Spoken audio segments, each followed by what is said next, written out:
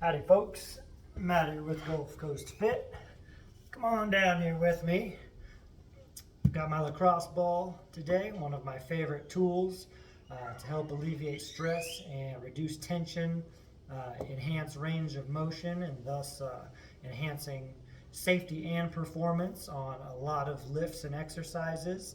What we're going to do today is run through a sequence where we address tension, muscle tension, and restriction along the neck, up into the occipital area of the back of our head, and down into the upper back even. So a lot of time when we're feeling restricted and lacking strength because of limited range of motion, it's because we've got a lot of tension built up in the upper posterior. So lacrosse ball is a great tool because it might cost you just a couple bucks, and it's going to last you a lifetime. Easy to travel with, big bang for your buck, high return investment for your overall health and well-being.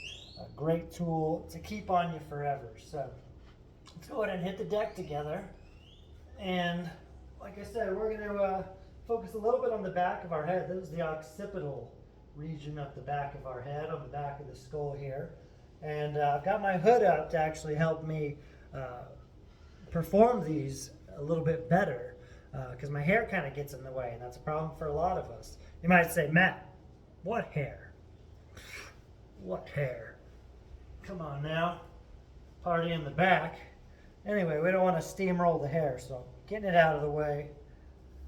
And we're going to start putting the lacrosse ball under the back of our head right here. We're going to simply use the weight of our head, our skull, pressing down onto the ball.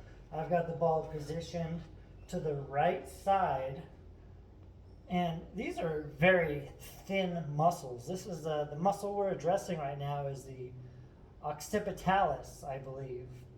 It's in the occipital region of our skull. And you see I'm just giving it a little wiggle side to side, kind of like I'm shaking my head no. And you've got that occipital nodule on the back of your head. It's not very pleasant to roll over, so I'm really just doing the right side right now. Again, you might think that this area is pretty much just lacrosse ball on bone, but the occipitus, that's what it is, the occipitus muscle, it is thin, but it is responsible for a lot of times when we've got headaches, neck aches, carry a lot of stress in the back of our head. I'm going to move it down just a couple centimeters. Occipitalis, that's the name of it. It's always a lot of fun on the spot revisiting some terminology from back in school in the exercise science days in an impromptu fashion. Now I'm going horizontally from left to right. I'm going to go move this down one more time. Now we're really down here on the very bottom of the occipitus muscle. Might even be approaching an area with other neck muscles. We've got layers of muscles comprising our neck and upper back. A lot of movement in a lot of different directions, and a lot of small muscles that work together. And I'll pull out some old vocab words as we move along. I'm going to move this over to the left side now. So let's hit that occipitus on the left side. Once again, starting up towards the top of it. And it's where you pretty much can feel the thinnest layer of meaty muscle to where it starts to turn into just pure skull. It's a very thin layer of muscle, like a thinly sliced piece of salmon on a piece of avocado toast at a trendy cafe. That's what's popping into my head when I think thin muscle.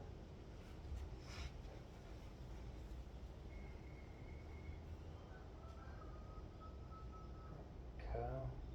Just a little roll from right to left. Again, you don't have to push down into the ball. Just let the weight of your head do the work for you. It's all you need. Going back and forth a couple inches each direction. Move it down again. We're not all the way down onto like our neck yet. We're still, and tucking your chin in helps. Keep the chin tucked down, helps lengthen and expose the occipital muscle that we're going for. I find that moving right to left in a horizontal fashion, not or shaking the head no, works better than trying to nod the head yes. I mean, not that you can't do it, but the ball stays in place better from right to left, in my opinion. Awesome. So now we're going to stay on the left side. We're going to hit what's called the sternocleidomastoid. It's a big neck muscle running down from behind your ear, down along your jaw, and kind of sweeps down your neck here. Now this is a bigger, stronger muscle. And so in order to do this, we're going to need to face your head sideways. You're going to get it right there on the side of your neck. You see me lifting my head off the ground this time, and I'm nodding my head yes and no. That might be kind of a tricky spot to get, but it's the nature of the beast. We're complex organisms with a complex system of muscles, especially in this area, because it's a lot of muscles that do all of the different motions of our head and neck, which is very vast. So you're your own best judge on if you feel like you're wedging this up. Again, I'm going for behind the ear and down along here. It really goes right around here. And I'm hitting this spot back here. That's just me. It feels like where I'm best able to address the sternocleidomastoid. And you see I'm not rolling, I'm just nodding my head up and down. The ball this time is really just staying in place. Ball is just staying in place. When you maintain pressure in a specific constant place and you move the joints or limbs around, that's more commonly known as ART, A-R-T, active release technique. And that's what we're doing. It's releasing muscles. All right, I'm going to hit the sternocleidomastoid on my other side. I'm going to face away from you, and I'm going to nod yes and no for a minute. Now if you just feel like you're absolutely not accomplishing anything here, it takes some trial and error. You got to pinpoint exactly where you can find a good amount of pressure, where you're able to actively move your neck, nod up and down. We're all built a little bit differently. We all hold tension in general areas, but hold tension a little differently, so you're your own best judge on if you're pinpointing the spot where you feel like your small neck muscles, that sternocleidomastoid, barks at you a little bit. See, I'm actually supporting my head now with my hand. I'm using my arm to help me nod yes and no. And that's just me. It's helping me get more to the point here. It's helping me keep the ball in place and not feel like I'm using my neck muscles too much to lift my head up.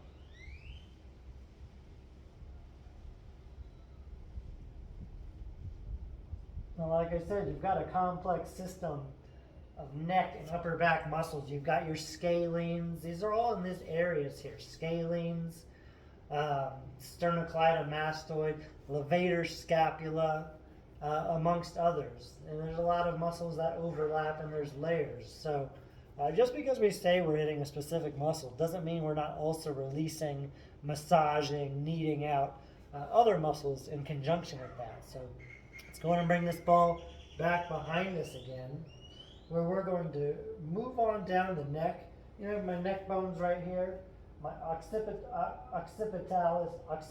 muscles up here, and we're moving down along the neck now into what would be the beginning of our trapezius, upper trapezius, wedging it down, there we go, closer to our upper back.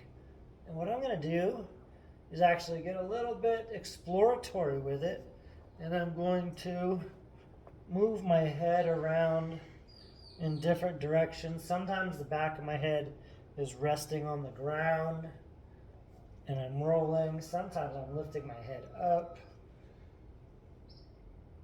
Just moving around while maintaining a deep, profound pressure on the upper trapezius, which is at the base of our neck, where the upper trapezius inserts in the cervical region of our spine, up towards our head.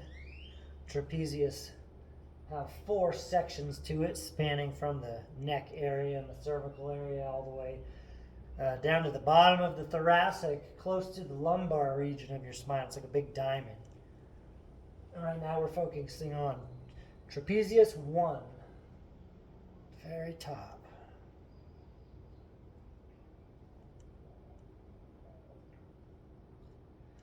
Give it a couple more movements here.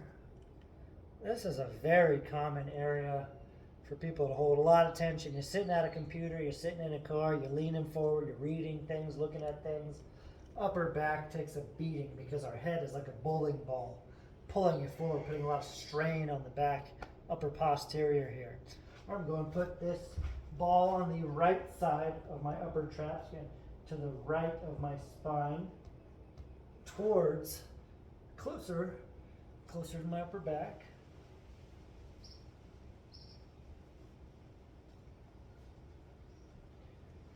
Now it takes some practice to feel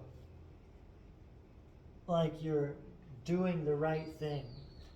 But I guarantee you, if you just get your lacrosse ball down under your neck and under your upper back, even if it feels like it's taking a lot of effort, a lot of searching, feels inefficient, it just feels kind of awkward trying to find something that helps you, I guarantee you, not only are you learning what you need, trial and error, but you're getting benefit right away just from the active release technique of applying pressure and moving your joints around through different ranges of motion. In this case, the joints are our vertebrae in our upper spine, our neck area, cervical area.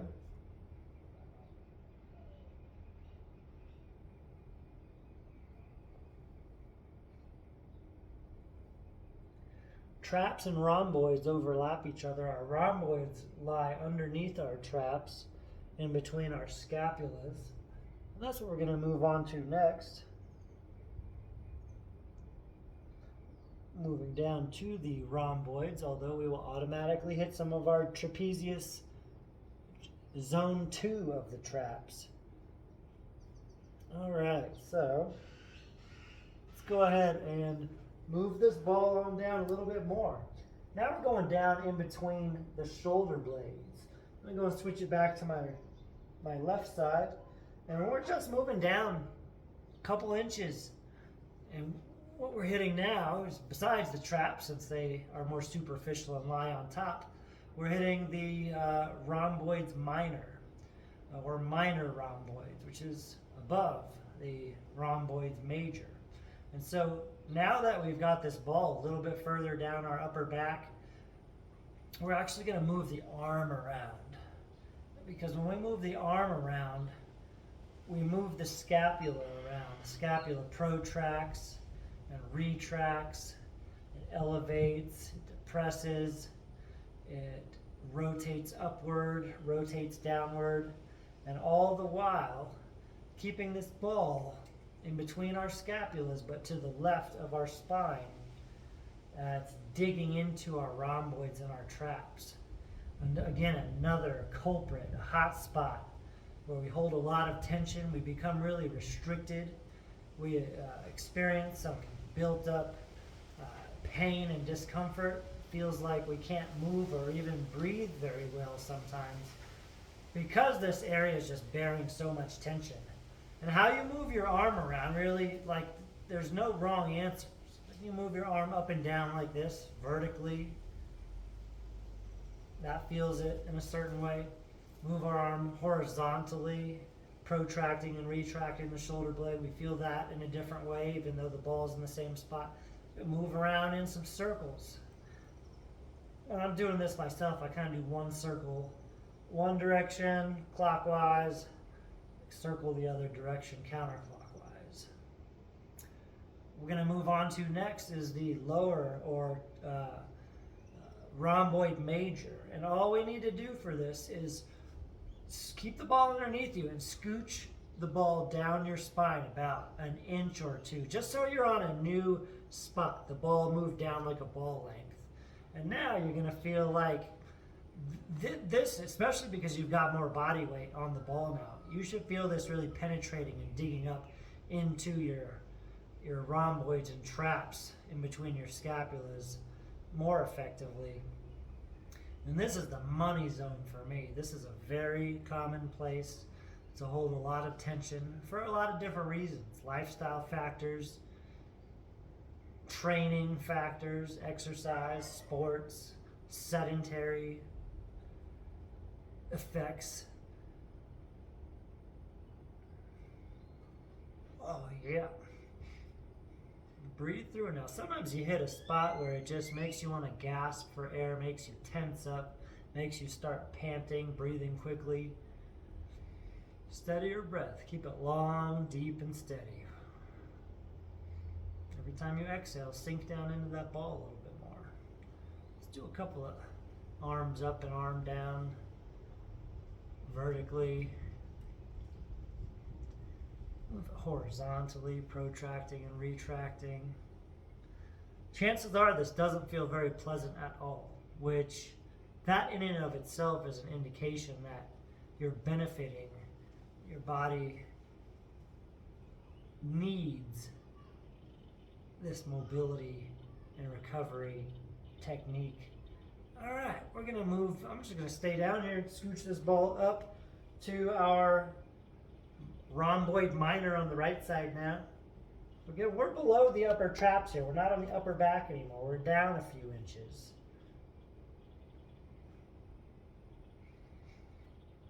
Breathe long, breathe steady, breathe deep. If you can, breathe only through your nose.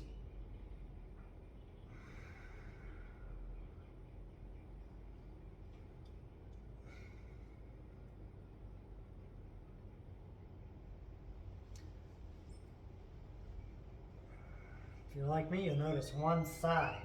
It's probably because this is my dominant arm, but my right side, for me personally, I can tell that I get a little more stuck in the scapulas. Things get glued up, gunked up. Maybe a little scar tissue formation just from all the wear and tear and abuse. Dumb stuff over the years. No matter who you are, this will work wonders. All right, we're going to move the ball down now to the rhomboid major. Again, just about a ball length down. It's about two, maybe 3 inches down. And we're there.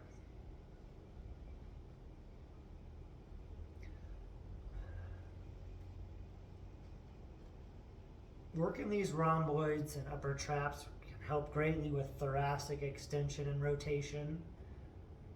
Help you perform, whether you're doing exercises in the gym for your training program, whether you're competing, participating in any type of sport where you need to be able to move fluidly, rotate, twist, or even just normal life. You want to feel like you can breathe better, have better posture, less pain in your upper back.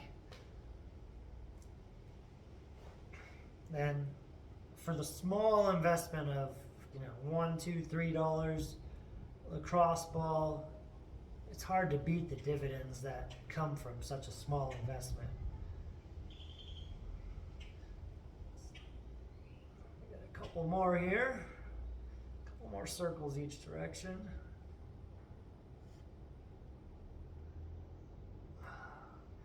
And what I want to do is throw in a bonus here. I want to throw in a bonus exercise. I forgot about it, just thought about it, and that is rolling the temples out. Now you can dig your thumbs into your temples, that works great, knuckles, and that works just fine. But since we're down here on the ground, something that I like to do is simply, okay, I'll move over to the left side. work out the temples a little bit. A little meaty spot here that's kind of tender. Just lay on your side or on your back. I'll kind of come sideways so I can look at you. I'm going to put this right, where your eye is, kind of right to the side here. You don't need to push down into it. You're going to feel, again, a small layer of muscle, like a thin bruschetta, making my mouth water right now.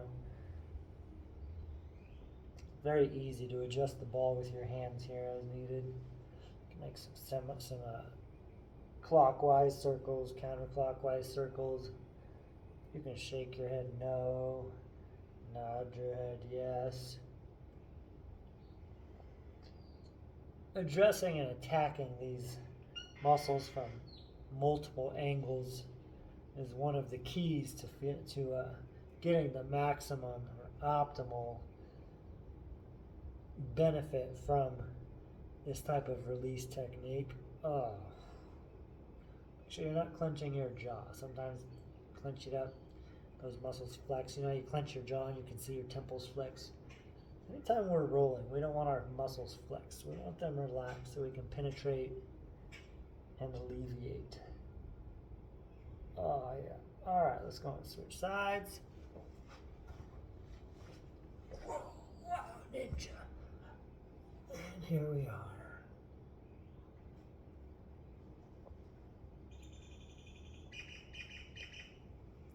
Now, like I said, might feel awkward, might feel like you're not doing some of these exercises correctly, but I assure you, you are getting the benefit just from getting a lacrosse ball under any part of your body, any of your musculature moving around a little bit. Going to help increase circulation, flush out lactic acid. You might even find some scar tissue, certain areas that you can assist in breaking up. You're going to enhance your range of motion, reduce tension and pain that's built up. I feel like this is a great way to reduce headaches.